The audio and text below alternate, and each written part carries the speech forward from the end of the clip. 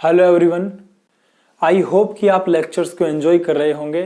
कि जैसा मैंने आप लोगों से वादा किया था कि आपको बीएससी का जो कंप्लीट सिलेबस है वो मैं यूट्यूब चैनल पर लेक्चर के थ्रू प्रोवाइड करूंगा। और इस लेक्चर्स के जो नोट्स है वो आपको व्हाट्सएप ग्रुप के अंदर, टेलीग्राम ग्रुप के अंदर मिल जाएंगे। तो डिस्क्रिप्शन में लिंक है, उसको क्लिक करके आप व्हाट्सएप ग्रुप को ज्वाइन कर सकते हो, टेलीग्राम को ज्वाइन कर सकते हो। तो इस तरह हम अपने सिलेबस को आगे बढ़ाएंगे। इससे पहले हमारे करीब 3 लेक्चर हो चुके हैं, 4 लेक्चर। तो उन 4 लेक्चर के बाद में ये 5वां लेक्चर है। तो इस लेक्चर को करने से पहले मेरा एक प्लान था कि मैं अब तक जो हमने पढ़ा है उनके ऊपर कुछ क्वेश्चंस करने का प्लान था, लेकिन जो क्वेश्चंस है वो यूनिट के एंड में किए जाएंगे। यूनिट के एंड में आपको एक सेपरेट पीडीएफ दी जाएगी इंपॉर्टेंट क्वेश्चंस की, और उन क्वेश्चंस को यहाँ पे सॉल्व भी करवाया जाएगा, आपको विद सॉल्यूशन दी जाएगी वो। तो आज का जो ये लेक्चर है इसके अंदर हम पढ़ेंगे थ्योरी ऑफ रिलेटिविटी। तो थ्योरी ऑफ रिलेटिविटी के अंदर हम पढ़ेंगे स्पेशल थ्योरी ऑफ रिलेटिविटी। तो स्पेशल थ्योरी ऑफ रिलेटिविटी क्या होती है, स्पेशल थ्योरी ऑफ रिलेटिविटी का बेस क्या है, स्पेशल थ्योरी ऑफ रिलेटिविटी के कितने पोस्टुलेट्स हैं। हालांकि 2 पोस्टुलेट्स हैं, उनको यहाँ पर हम जितना आपके सिलेबस में है बीएससी पार्ट 1 के में उतना डिस्कस करेंगे। हालांकि एसटीआर बहुत ब्रॉड टॉपिक है, आपके सिलेबस में सिर्फ इसका 1.5 पेज है। तो देखिए, theory of relativity.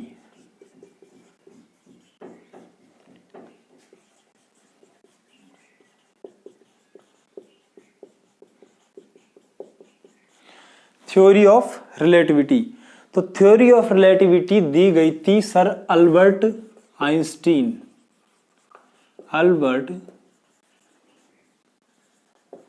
Sir Albert Einstein के द्वारा 1905 में थ्योरी ऑफ रिलेटिविटी दी गई थी।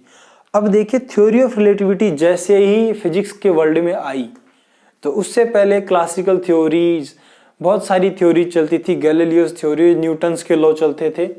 तो जैसे ही थ्योरी ऑफ रिलेटिविटी मार्केट में आई, तो आपको पता है जब कोई भी चीज मार्केट में नहीं आती है तो लोगों की जिज्ञासा होती है कि उसके बारे में जानने की ये क्या है। तो जब थ्योरी ऑफ रिलेटिविटी को प्रतिपादित किया गया, तो तब आइंस्टीन की ये जो थ्योरी ऑफ रिलेटिविटी थी, इसने उस समय के सारे भौतिकी के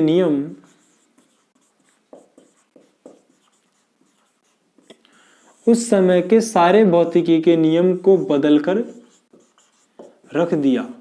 उस समय के सारे भौतिक विज्ञान के जितने भी नियम थे जो उस समय तक खोजे गए थे, उन सबको बदलकर रख दिया। तो इसके बारे में इसका जो मेन बेस था, यानी कि इसका जो मेन आधार था वो था पिंडों की सापेक्ष गति को समझाना, सापेक्ष और निरपेक्षता के अंतर को समझाना। यानी कि सापेक्ष क्या होता है और निरपेक्ष क्या होता है, ये जो डिफरेंस था इसका मेन बेस था कि इस चीज को समझाना। तो देखिए, थ्योरी ऑफ रिलेटिविटी को 2 भागों में बांटा गया है। थ्योरी ऑफ रिलेटिविटी यानी आपेक्षिकता का सिद्धांत। आपेक्षिकता के सिद्धांत को 2 भागों में बांटा गया है। पहला है स्पेशल थ्योरी ऑफ रिलेटिविटी, आपेक्षिकता का विशिष्ट सिद्धांत, और एक होता है जनरल थ्योरी ऑफ रिलेटिविटी, आपेक्षिकता का सामान्य सिद्धांत। तो देखिए, एसटीआर, इसको 2 भागों में बांटा गया है, एक है एसटीआर, एक है जीटीआर। तो यहां पर हम ओनली एसटीआर के बारे में डिस्कस करेंगे, जीटीआर आपके सिलेबस में थोड़ा सा है। इस लेक्चर में हम ओनली एसटीआर के बारे में कुछ इंपॉर्टेंट उसके पोस्टुलेट्स हैं 2, उनको डिस्कस करेंगे। तो देखिए, special theory of relativity. Special theory of relativity का जो बेस था वो था आधार, यानी तुल्यता का सिद्धांत।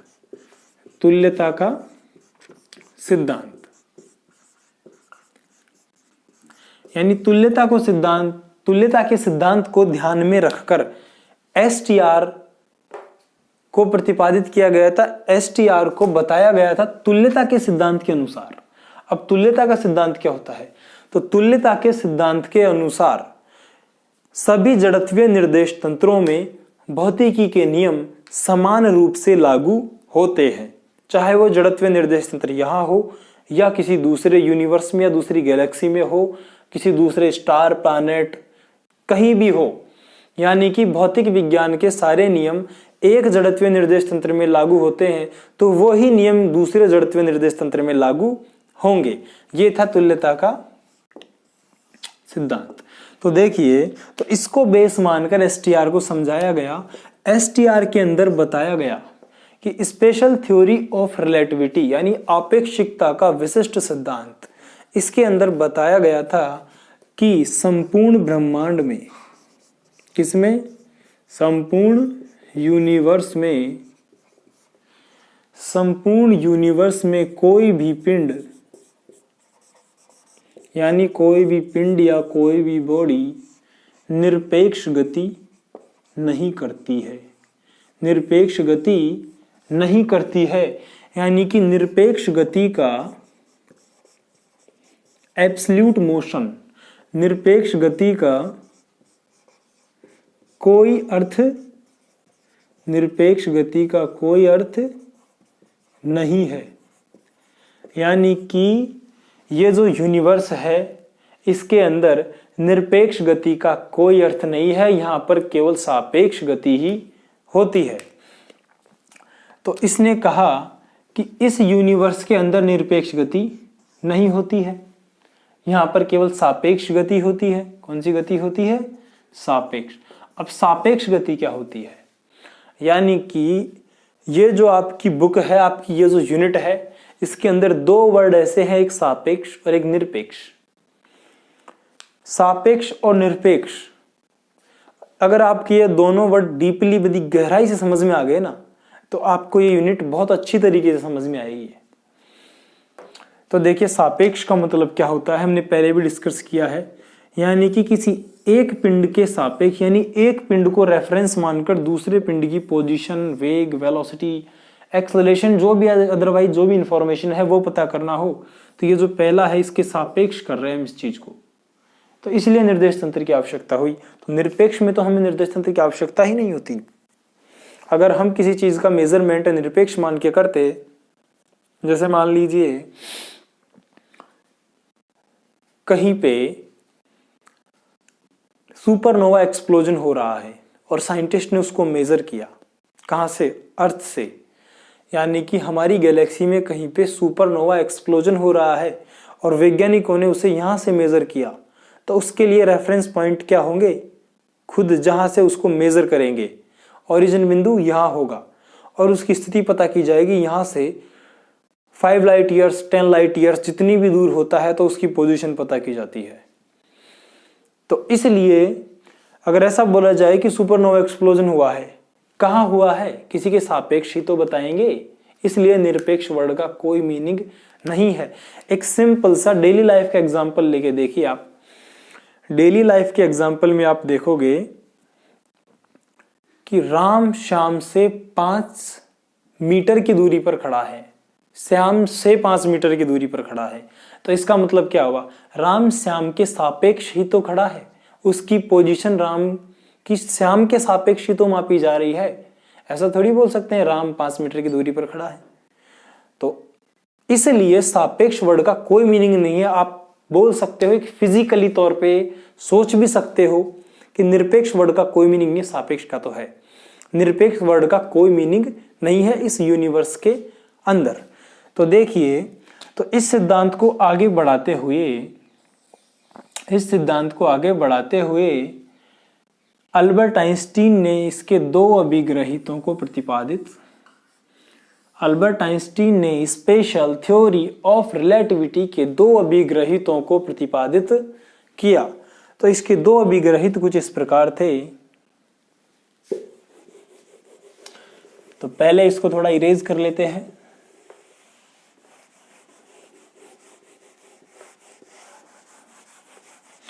देखिए, आप देखिए, लेक्चर देखो तो रेगुलर देखा करो। ऐसा नहीं है कि आपने एक लेक्चर देख लिया, एक छोड़ दिया, फिर देख लिया, फिर छोड़ दिया, नोट्स तो मैं दे ही रहा हूं, है ना। तो ऐसा नहीं होना चाहिए, क्योंकि अगर आप लेक्चर देखते हो तो उसकी इमेज बन जाती है आपके माइंड में, जो आप टॉपिक पढ़ते हो। हालांकि देखिए यूट्यूब पर ऐसा कोई नहीं करता है कि आपको जो पढ़ा रहे हैं उसके नोट्स दे रहा है। जैसा मैं पढ़ाता हूं, आपको यूट्यूब पे वीडियो लेक्चर में कुछ बताया मैंने, तो जस्ट उसके बाद आपको जैसे वीडियो अपलोड होगी तो उसके जस्ट बाद आपको उसके नोट्स व्हाट्सएप ग्रुप के अंदर प्रोवाइड कर दिए जाएंगे। तो जिस दिन आपकी पहली यूनिट कंप्लीट होगी, क्या होगी, पहली यूनिट कंप्लीट होगी, उस दिन आपको कंप्लीट फर्स्ट यूनिट के नोट्स आपको मिल जाएंगे। कहां पर, व्हाट्सएप ग्रुप के अंदर। और अपनी साइट है www.physicsadvisor.in, इसके ऊपर जाके आप बीएससी का कॉलम चूज करके वहां से अपने नोट्स की पीडीएफ डाउनलोड कर सकते हो। हालांकि उस पर साइट पर जब अपडेट होएगी, साइट पर अपडेट जब होएगी जब यहाँ पर कंप्लीट लेक्चर हो जाएंगे। जब फर्स्ट यूनिट हो गई तो फर्स्ट यूनिट के लेक्चर साइट पे अपलोड कर दिए जाएंगे, वीडियोस भी अपलोड की जाएंगी, उसके नीचे नोट्स भी होंगे।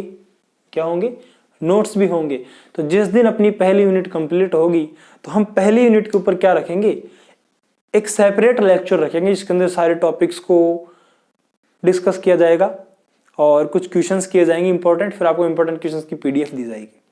तो देखिए अब आगे बढ़ते हैं। हालांकि आपको पता ही है कि हम किस तरीके से पढ़ा रहे हैं आपको। देखिए 2 अभिग्रहित दिए गए थे, कितने पोस्टुलेट्स थे, स्पेशल थ्योरी ऑफ रिलेटिविटी यानी आपेक्षिकता के विशिष्ट सिद्धांत के 2 अभिग्रहित दिए गए थे, जिसमें प्रथम अभिग्रहित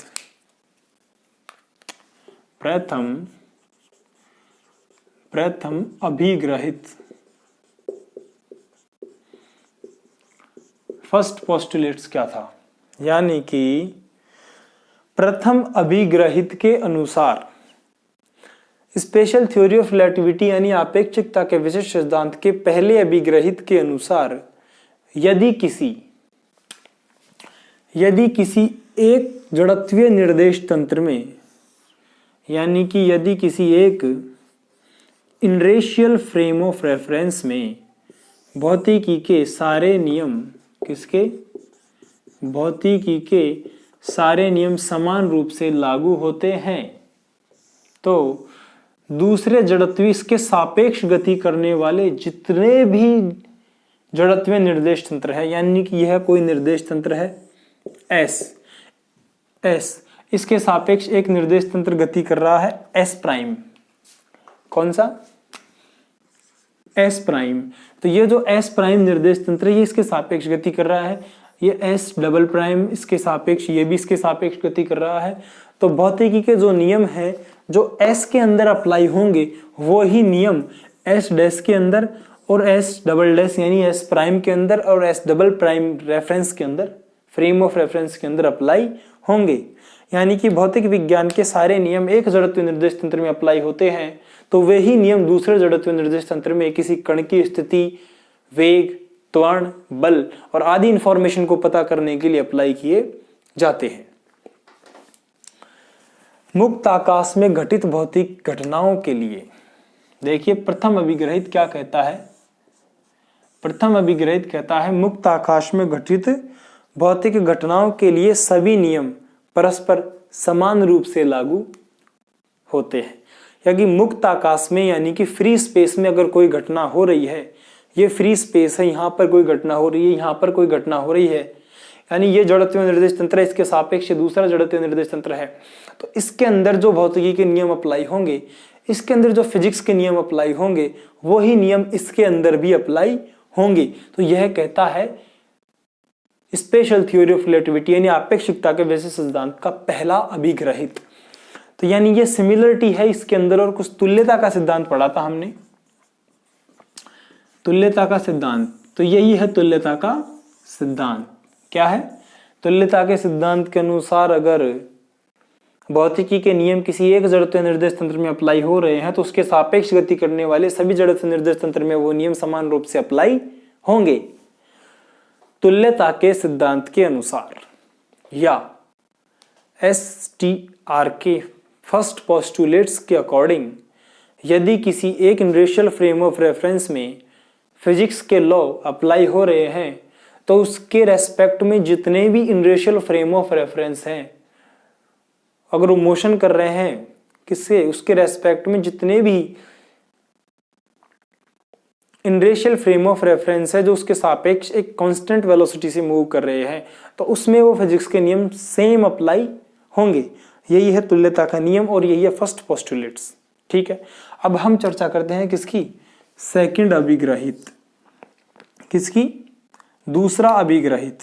दूसरा अभिग्रहित क्या कहता है, दूसरा अभिग्रहित कहता है कि इस यूनिवर्स के अंदर, यानी कि किसके अंदर, इस यूनिवर्स के अंदर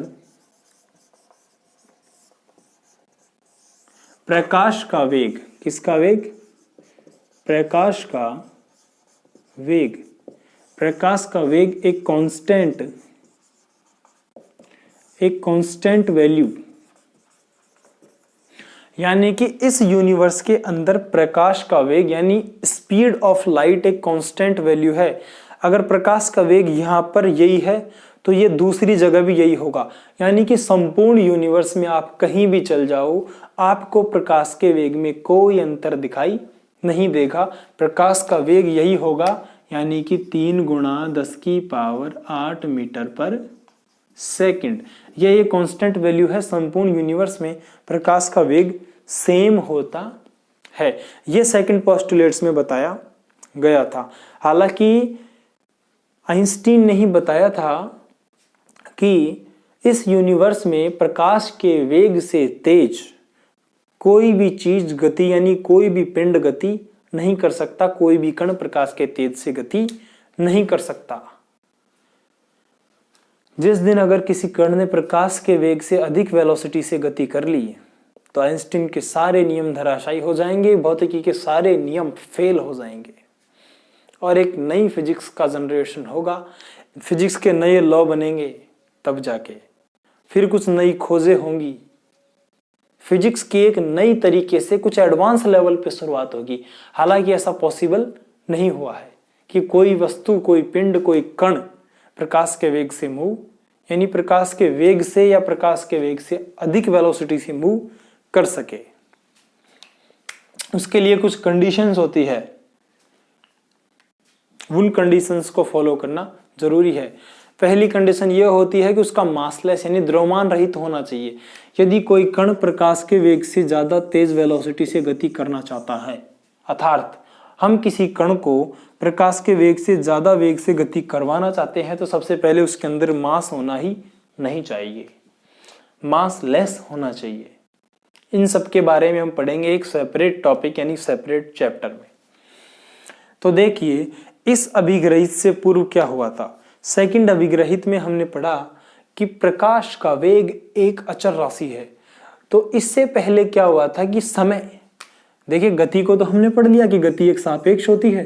क्या होती है, गति किसी भी वस्तु की क्या होती है, सापेक्ष होती है। तो सापेक्ष का मतलब किसी एक के रेस्पेक्ट में होती है। तो गति यानी समय, यानी कि अब आ गया समय। समय को तो हम भूल ही गए, समय को हम भूल ही गए। तो समय में क्या होता है, आइंस्टीन के इस अभिग्रहित से पहले यानी आइंस्टीन की STR के आने से पहले समय को क्या बोला जाता था कि समय निरपेक्ष है। क्या है, समय निरपेक्ष है। समय किसी के सापेक्ष नहीं चलता है, समय अपने आप निरपेक्ष ही चलता है। लेकिन बाद में यह बात गलत साबित हो गई, बाद में यह बात गलत साबित हो गई और गलत साबित होकर बाद में यह पता लगा कि ये जो समय बचा था पूरे यूनिवर्स में, देखिए पहले अभिग्रहित में यानी उन्होंने STR को समझाने में यह बोल दिया था कि इस यूनिवर्स में कोई भी वस्तु निरपेक्ष गति नहीं करती, यानी कोई भी पिंड, कोई भी निकाय, कोई भी कण निरपेक्ष गति नहीं करता। यानी कि इस यूनिवर्स के अंदर कुछ भी निरपेक्ष नहीं है, सब सापेक्ष है। तो समय क्या चीज है फिर, तो समय भी सापेक्ष हो गया। क्या हो गया, समय भी सापेक्ष हो गया। तो आइंस्टीन के ये जो STR आने से पहले यह बताया जाता था कि केवल समय ही निरपेक्ष है, समय के अलावा कुछ भी निरपेक्ष नहीं है। हालांकि न्यूटन ने भी बताया था, न्यूटन ने भी अपने आप न्यूटनी आपेक्षिकता का सिद्धांत पढ़ाया था। आप इससे प्रीवियस लेक्चर है अपना, उसके अंदर पढ़ना आप। न्यूटन ने भी बताया था कि इस यूनिवर्स के अंदर सब क्या है, सापेक्ष है, कोई भी निरपेक्ष नहीं है। लेकिन न्यूटन ने यह नहीं कहा था कि समय भी सापेक्ष है। फिर आइंस्टीन आए और आइंस्टीन ने कहा कि समय भी क्या है, सापेक्ष है, समय निरपेक्ष नहीं है। तो अब इस चीज को समझने के लिए हम एक एग्जाम्पल लेते हैं कि समय निरपेक्ष क्यों नहीं है। अब देखिए, यहां पर एक व्यक्ति खड़ा है, देखिएगा इधर देखिए, यहां पर क्या है, एक स्टार। कौन सा स्टार है, स्टार फर्स्ट। और यहां पर भी है क्या है, एक स्टार। और यहां पर खड़ा है क्या, एक व्यक्ति। यह स्टार इस व्यक्ति से 1 लाइट ईयर की दूरी पर है। यानी कि स्टार ए और स्टार बी, स्टार ए है यानी ए तारा एक प्रेक्षक से 1 लाइट ईयर की दूरी पर है और ये 2 लाइट ईयर की दूरी पर है। कौन से, 2 लाइट ईयर की दूरी पर है। तो देखिएगा, यहां से यह पता लगता है कि प्रकाश की गति भी यानी गति भी सापेक्ष होती है। तो यानी प्रकाश को स्टार ए से प्रेक्षक तक आने में कितना समय लगेगा, 1 साल लगेगी। और बी से प्रेक्षक तक आने में कितना समय लगेगा, 2 साल लगेगी। 2 साल लगेगी। अगर निरपेक्ष ही होती तो दोनों की सेम टाइम लगता। क्या लगता, सेम टाइम लगता। चाहे प्रेक्षक यहाँ खड़ा हो, वहां खड़ा हो, कहीं भी खड़ा हो, तो सेम टाइम लगता। इसलिए इससे यह पता लगता है कि निरपेक्ष नहीं है, सापेक्ष है।